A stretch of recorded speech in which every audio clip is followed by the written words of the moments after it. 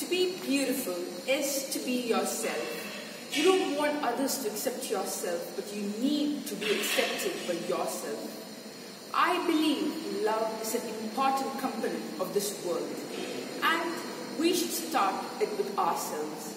If we want the world to treat us in a way, then we should start treating ourselves that same way.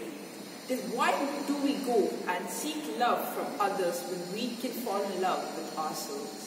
Loving yourself means accepting yourself and coming in terms with all the self aspects that you cannot change about yourself. Needless to say, this doesn't give you the permission to be arrogant, egoistic, or think that you are better than anyone else. But it gives you a regard that you are a worthy human being, and you are a human being worthy to be loved. And sometimes it's okay to remind yourself that being perfect does not mean everything. People say our generation is the vainest of all. I used to think that too, till recently. We are expected to be perfect, not in one or two aspects of our life, but in all aspects of our life. That is like an unbelievably notion. Why do we do that? Because we are only considered perfect if we check everything on the checklist.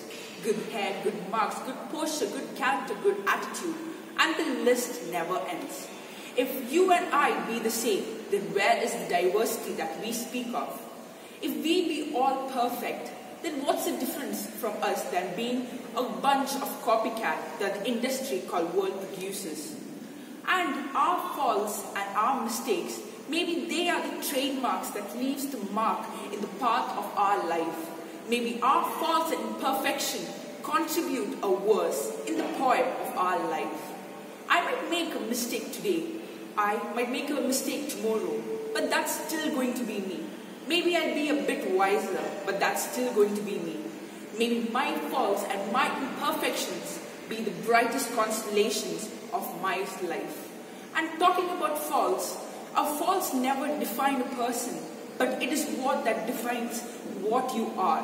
Because maybe you can't do what you want, but maybe you can tell yourself that it's okay. Perfection is not everything that you want in your life. And I never understand this attitude. Hatred is such a strong feeling. And how can we hate someone that is so important to us? The only person that will stay with us till our last death breath, that is no one else but I myself.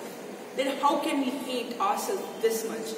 I know loving yourself is difficult, but it's not impossible. Loving yourself comes with a lot of steps. First one is to lose yourself in this wilderness of world.